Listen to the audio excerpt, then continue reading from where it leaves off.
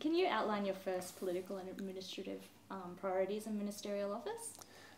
Well, we certainly make some immediate changes to the way that we oversee the delivery of services for Aboriginal and Torres Strait Islanders across Australia. Many people would understand that, for example, we have delivery of programs in the Department of Education, in the Department of Defence, in the Department of Health, in a whole range of the other portfolios have an element where there are Aboriginal and Torres Strait Islander specific programs and measures. Now, one of the great challenges of that is that often these measures are reciprocal measures, and so, for example, the Department of Health and the Department of Education need to know what each other's doing. Sometimes we need to have them work better together, and this is a challenge across government. And so the notion of de-siloisation, so people start talking to each other, so we know that the service delivery is more effective and more efficient. You actually need some primacy, because we've tried all sorts of things across governments about de-siloisation, but basically you need to have, whoever's trying to unscramble that needs to have the primacy. So it's not another minister ringing a minister, it's not another secretary ringing a secretary. That's why Aboriginal and Torres Strait Islander Affairs specific program delivery mechanisms are now being moved into the Office of Prime Minister and Cabinet that has the primacy to deal with the siloisation and the challenges of integration, which are fundamental to more effective and efficient delivery of those programs. So that will come under Prime Minister and Cabinet, and those measures then will be delivered from there. Assuming an Abbott-led Liberal National Coalition becomes the next Australian government and you were appointed as Aboriginal Affairs Minister as publicly promised by Tony Abbott, can you outline your first political and administrative policy priorities in ministerial office? Well, I think it's a fantastic change. For me personally, I know, for example, I have hotly pursued the Minister responsible, Jenny Macklin, on a number of areas. And this hasn't been a personal attack. She's the one that's responsible for delivery, and so she has to answer the question in I think, pretty outrageous circumstances, like, you know, the waste and mismanagement of some of the programs like CHIP and the National Partnership Program in Housing. It's on anyone's measure, it's been appalling. But I just wonder if, and I don't think anything's happened. It doesn't matter what I say and what I do and the exposés. Nothing really appeared to change. I just wonder if somebody could also say to Ms Gillard, well, you've also said you're the Prime Minister for Aboriginal Affairs, what are you doing about it? I wonder if that would have changed a lot faster, and I suspect it would have.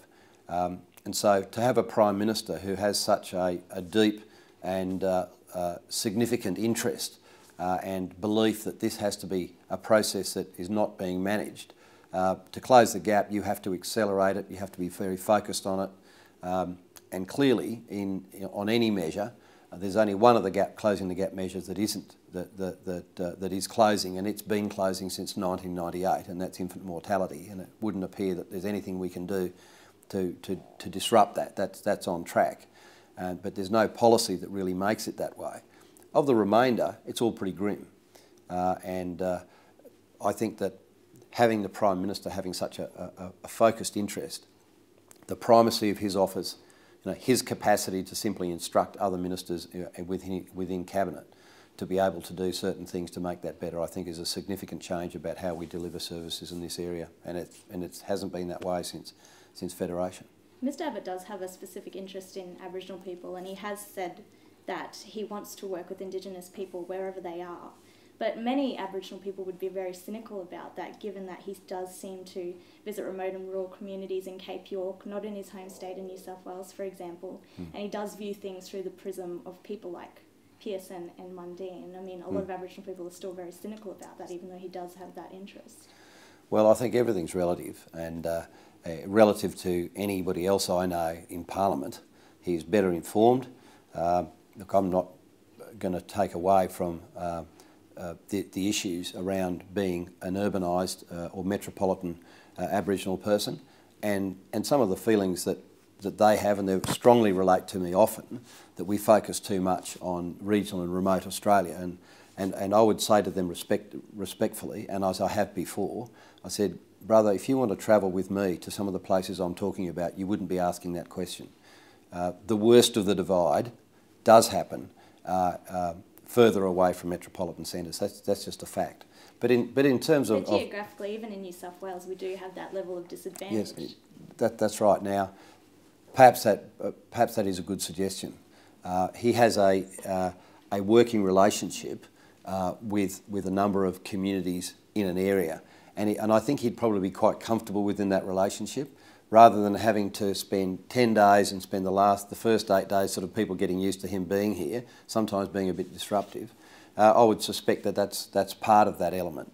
But certainly I agree in a sense that whilst he has a great insight into those areas of what I would see unarguably those areas with the most need, of course, as a Prime Minister or as a Minister like myself, you do need to ensure that you understand the full diaspora of how people live. And of course, in Sydney, 60% of every Aboriginal and Torres Strait Islander in Australia live in Sydney. 60% of them actually live in one of our cities. So that is very, very important. It's important for me because they're my mob and I need to understand the challenges that face them. But out of that 60%, 80% have the same problems that I do. My mortgage, is the car working, the relationship with my missus, getting the kids to school on time, it's exactly the same as everyone else. And so the reason I think that we have a minister who is responsible for Aboriginal and Torres Strait Islander affairs is simply that there are too many Aboriginal and Torres Strait Islanders who are represented in the demographic of poverty. They are not doing so well, and there are too many of them not doing well. And so that's why we actually have that department. So there are still in Sydney plenty of people in that demographic, and we do need to understand how we would deliver those services that can help close the gap there, because clearly the context in a metropolitan environment is completely different from those in regional and rural Australia. And whilst the circumstances may be worse there, we do need to have a very sophisticated approach to that service delivery. Do you accept there is clear evidence of a comparable unmet need in basic infrastructure and services in New South Wales communities, particularly in ex-reserves and missions, as there is in Cape York, the Northern Territory and Western Australia and elsewhere? What steps, if any, would you take in government to ensure Commonwealth funding is no longer skewed away from these communities, and would you work with the O'Farrell government and Newswalk? I've got a pretty good relationship, I think, with Newswalk. Certainly I'll be working with them, and I'll certainly be working with any governments to ensure, first of all, we can identify what are the challenges that we need to now, in these very, very difficult financial times. We'll have to prioritise those challenges, and those priorities need to be shared with the people in those communities. And of course, those priorities would have to be localised, because some people have different priorities in similar circumstances than other places. But certainly that's what we'd be doing. And I think we need to continue to work, as I have a very good working relationship with Victor Dominello. I think he's been a good minister. He's been very engaging, and I'll continue to work with Victor on those issues in terms of whether it's infrastructure or whether they're social or economic issues within those communities. And I don't see any reason why we wouldn't continue to work with those governments. Yeah. Will an Abbott government accept the authority of elected Aboriginal leaders and deal with them in their respective states, such as New South Wales? Well, the question almost insinuates that isn't the case. It wasn't really the case in the Howard government. Well, I was, whilst I was a member of the Howard government, I have to say I'm just not simply familiar with issues that might have come up at that stage. Yep. But my approach has always been that you've got to, all issues are local, and you have to speak to those people who are affected in each of those areas. Now, of course, there's some national issues, and sadly, the feedback I get as well is that there is an elite amongst Aboriginal and Torres Strait Islanders that are becoming more and more excised from, if you like, leadership at a local hero grassroots level, who are also well known to us, but there seems to be a gap, and it doesn't matter what part of society you're in, whether you're white people, whether you're Greek or any part of our wide diaspora of society. It seems that part of leadership is that you really need to keep very, very connected with your grassroots, and there's always levels of failure in that. And clearly what's been put to me by many rank and file leaders, if you like, at local council levels, is that I need to be cautious about only listening to a handful of people who they believe may well be disconnected from the ground, and I take that advice. But you've got to listen to everybody, and I think if the issue's in a specific area, then you've got to listen to those people closest to where the concerns are, and I think that's common sense, and that's certainly going to be my approach. What about the future of the National Congress of First Peoples? The Rudd-Gillard government's opposed independent funding. Does this organisation have a future under an Abbott-led government under the current structure? Well, the structure of the Congress, of course, is that one of the fundamental tasks and agreement of the Congress that it would be an independent body, independent of government, and we would respect their right to continue to be independent. We wouldn't seek to influence that independence. It's one of their challenges to be self-sufficient, funding self-sufficient. I haven't had a report from them in that regard, but I would assume that since that's one of their absolute priorities, I know they've got quite a wide membership, and they, as an independent body, call for a number of things. The most recent call, of course, is that they would like to join the Council of Australian Governments. Now, that's not a matter for me to comment on, but again, it's about their independence, and their independence is entirely a matter for them.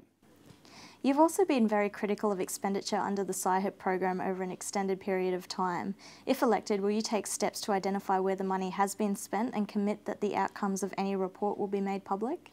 I certainly would. Currently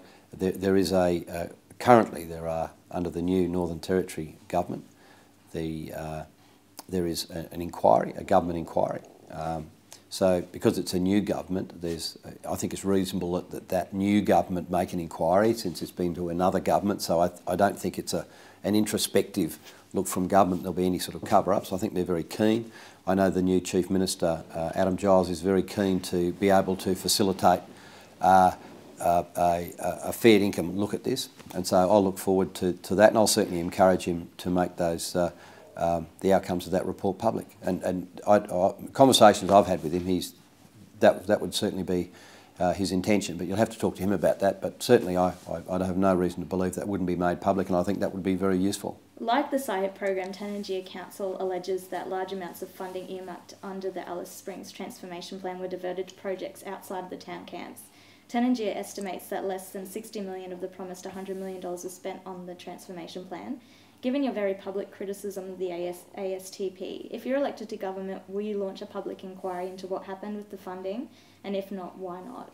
I'll be visiting the town camps, and I'll be looking at those particular allegations quite specifically. And we have mechanisms, even in opposition in federal government, like the estimates process. And I'll be cross-examining the government in the estimates process about exactly where those funds were spent. And one of the great things I have confidence in the estimate process is that they will, reluctantly sometimes, but they will provide correct and accurate answers. It's all about asking the right questions. Yeah.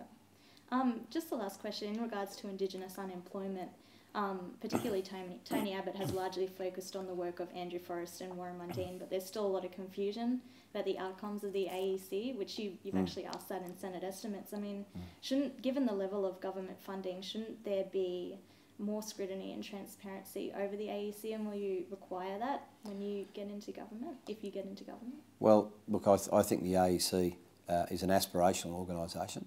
I think its connection with Generation 1, I think it's one of their birthdays today. I attended a breakfast this morning.